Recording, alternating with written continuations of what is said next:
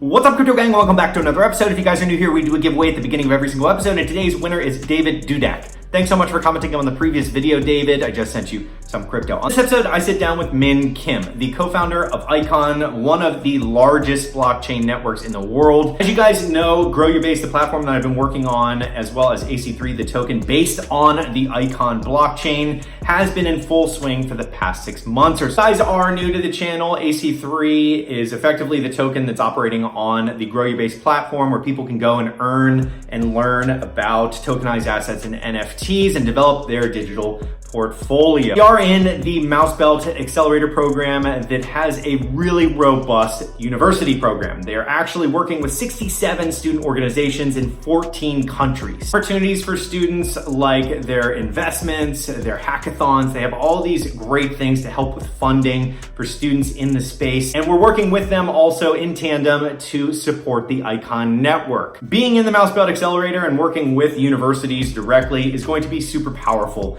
for GrowYourBase and Icon. So I figured it was very suiting to sit down with the co-founder of Icon, learn a little bit about his story, how Icon came to be, and many things about what's coming in the near future to not only the P-reps that AC3 is being a part of, but also the ecosystem as a whole, because there's a lot of movement going on in the Icon ecosystem right now. And before I dive in, all the links will be in the description below about Icon, the vote where you guys can go and support AC3. So without further ado, let's dive into my interview with Min Kim, the co-founder of Icon. What's up, everybody? I am here with Min Kim, the co-founder of Icon. How are you doing, Min? Great. Thanks for having me. Yeah, for sure. So for all the viewers and listeners out there, everybody's interested in your story. So how did you get into crypto, and what's your background? Sure. So, I've been working in the technology industry a very long time, about 15 plus years. I started my career as an investment banker, very familiar with the traditional finance world, worked primarily in the technology investment banking space. So my clients included the Yahoos, AOL Time Warners back in the days, Nokia, and mobile manufacturers to semiconductor companies. So really got a good feel of how technology companies work. But in addition to that, how the capital markets work, in particular to the equity side. Did that for a few years, and then just being in the Silicon Valley motivated me to come out and start my own company. So I started several startups, you'd say, starting in around 2009. And and these companies varied from e-commerce to mobile marketing to social media, so all types of companies. And luckily, just being in the Silicon Valley and working in the financial district, and also with a lot of tech entrepreneurs, I had an opportunity to work with some of the best minds in the fintech world as well. And just then I got an opportunity in 2015 to go to South Korea and help build one of the largest fintech holdings company called Daily Financial Group. Daily Financial Group had about 25 portfolio companies under its corporate umbrella. One of the companies that we've acquired was a very, very small asset exchange called Coin1. And through this small asset, I started learning more about the Bitcoin, how exchanges run, and of course the technology called blockchain behind all of this.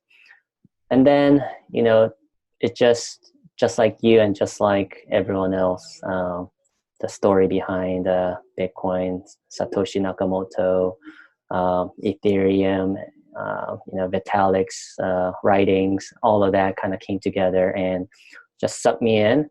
And I remember days when I spent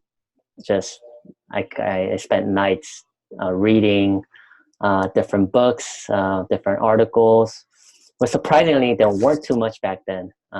back in like 2015. There weren't as many bloggers, but we had forums, we had different pieces of information that I would gather. And a lot of them are also just information sharing between community members. So people like you, I will contact in Korea. We had a very small Bitcoin center and very small YouTubers that I will contact and invite them over, buy them lunch, and we will have a very deep conversation about the future of blockchain technology. And then sooner or later, I just got very convinced that this is what I wanted to do. The blockchain technology is just an absolutely wonderful industry, a wonderful technology that I wanted to be a part of. So, I decided to incubate a service or a company within Daily Financial Group called The Loop. Later, we changed the name to Icon Loop. And we started focusing on how we could apply blockchain technology to the broader world. So we started working with enterprises. We started thinking about how we could, build something different than what we already have today, and how would you make it better. So long story short, my background is finance, fintech, and then I've been focusing on blockchain for the past several years. And of course, the Icon project is what I've been working on for the past couple of years. That's awesome. In terms of what Icon is, I know you guys have a really sleek, one-liner to hyper-connect the world. So for everybody that's new to the space, that's viewing or listening, what's kind of the mission of Icon in terms of, hyper connecting the world? Right. So the big vision is how we see this world is that we have about 200 nations on Earth, all with different type of governance, different, government, I would say, with different communities or different citizens, different laws. They all figured out how to work together. We think something very similar is going to happen in the digital world, where we'll have multiple blockchain networks that will be interconnected and working with each other. And Icon is going to be one of them. We might not be the biggest. We definitely won't be the smallest. We'll be something in between. But Icon will be its own network that will be interoperable with all the other networks.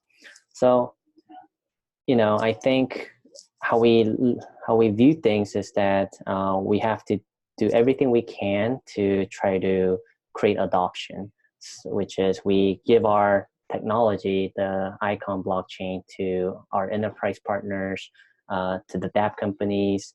So we try to increase as much adoption in this world as possible. And I don't think there's going to be a linear way of how this network's going to grow. It's going to grow in sporadically in different pieces. But at the end of the day, the goal is for all of these pieces to come together and interconnect. And that's why we have, our slogan is hyperconnect the world, which is a bit broad. I think in the big picture, it makes a lot of sense for us. Yeah. Yeah. So in terms of Icon census, I love that term. It's like consensus mixed with Icon, and the PREP or public representative election that's happening right now. As I mentioned, and a lot of the viewers and listeners know that I'm part of AC3, which is in the runnings for a PREP position, and GrowYourBase's platform is based around Icon. And what are the benefits of a massive network like Icon moving to, the PREP type model and the VPOS model? Right. So, we're looking at Icon's network, or we call it the Icon Republic, saying that we are a digital world. So Icon Republic is still at a very, very early stages, where founders like me have a lot of influence in actually thinking about the vision and kind of setting the initial stages of the project or the network, which is the reason why we published the first paper called iConstitution, another play with the icon word. There's iConstitution, just like the Constitution of the United States, and then we have the icon governance paper. So that one paper is, you could think of it as a first draft or the first taste of like how we want to create a guideline to everything else that will follow in the future. So right now it's still where a small group of people like me have certain, some amount of control over the network. But like you mentioned, through the iConsensus process, we're actually giving up our influence and decentralizing and allowing our community and the network participants to actually govern the network itself. So the Icon Foundation and I will be a part of that initial governance, but we will be one of many validators or P-reps like AC3 that will be a part of the governance. So it is very, very exciting times for us right now. And, this is when I believe a real republic will be born. And we'll wait and see how everything will kind of come together and function and how it will grow as a community going forward. Yeah, it's been cool to watch, because this is very much an experimental phase on the cutting edge, like literally right on the cusp of moving to a decentralized network. And like you said, giving up influence over these like P-reps supporting the network is a really fantastic thing to have front row seats to. It's really exciting. So in terms of what's coming for the rest of the year, is the final question, like what can people look forward to? Obviously we have the P-rep vote going on right now, but what can people look forward to? Yes. So the first step will be, we got to make sure that our network is very secure. We have the IASS, or the reward mechanism, the trust mechanism is set in place so that once the staking takes place, our delegated proof of contribution, functions the way that we designed, right now. So I'm sure we will continue to make small adjustments to the initial design, but our goal for end of September, end of this month, is for the network to run like it was intended, like as it was designed, and basically not break down. What comes after this month will be, our team will be now starting to focus on building all the features and necessary components to make amendments to the network. So this is, for example, a contribution proposal or network proposal component. We've published a paper, I think just a couple of weeks ago, called Contribution Proposal, which is on the Icon Foundation website. This is just an initial draft, but it's basically our community will be able to make proposals to the rest of the community. We could all vote on it, and there will be automated or on-chain governance for the network. So I think that's what's very, very exciting for us. I think Icon is a very promising project because we're very grassroots driven. We're very community driven. We will have a lot of these features that will be built into our blockchain itself, which means that there won't be any centralized party like Icon Foundation that will be reliable, that will be that people have to depend on in order to make systematic changes to the network. And I think that's something that will be more and more unique to the Icon ecosystem. I think a lot of people compare us to like Decred, which we have a lot of respect for, or MakerDAO, that we have a lot of respect for. And we actually learn a lot of we take a lot of lessons from those type of projects as well. But I think Icon will be very unique in a way that we will have one of the most powerful on-chain governance of all the other networks. Yeah, that's fantastic, because I've interviewed contributors from Decred and Monero and some of these DAOs like Hydro and stuff like that, people that are really trying to move into that proposal-driven, community-driven organization. And I love that concept. So we're still at a very early stages. So yeah, totally. I think it's such an exciting experiment to watch.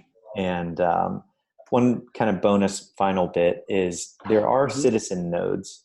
And as I mentioned before, we're in the MouseBelt Accelerator that has, partnerships with 60 plus universities all over the world that we're working through. And in terms of the citizen node, we just spun one up, but can you tell people a little bit about what the citizen nodes are in addition to the PREPs? So, well, how do I explain this? That's a very, very good question. I haven't really thought about how to explain it to most people, but essentially anybody could run a citizen node. I think even a lot of our exchanges actually run citizen nodes. But yeah, it's a mechanism where basically it's how a blockchain should operate, or how a network should operate, where any party or any person who wants to contribute or build on top of the Icon network could join through a citizen node. So I think that's the kind of the easiest way to explain it, where you have, there's no selection process, where if you want to be a contributor, if you want to be active, then you have a way of actually becoming a part of the network. Yeah, that's fantastic. And just as far as the vote of confidence, it's good to be both, like what we're doing with the citizen and PrEP. I love supporting it. Love the DPoS move, the future of DAO coming in to Icon, but all exciting. So thanks so much for sitting down with us today, man. All right, great, thank you. And we'll be in touch, and we'll have, other than what I just mentioned today, we'll have other exciting news for this year that I can't really talk about, but we'll have some other good things ahead. Yeah. Awesome. That's it for my interview with Min Kim, the co-founder of Icon. It is a fantastic ecosystem, and I'm excited to be part of it with AC3 and GrowYourBase, as well as MouseBelt. I think there's a lot of potential with Icon, and don't forget to like and subscribe, and I'll see you on the next episode of Hack Crypto.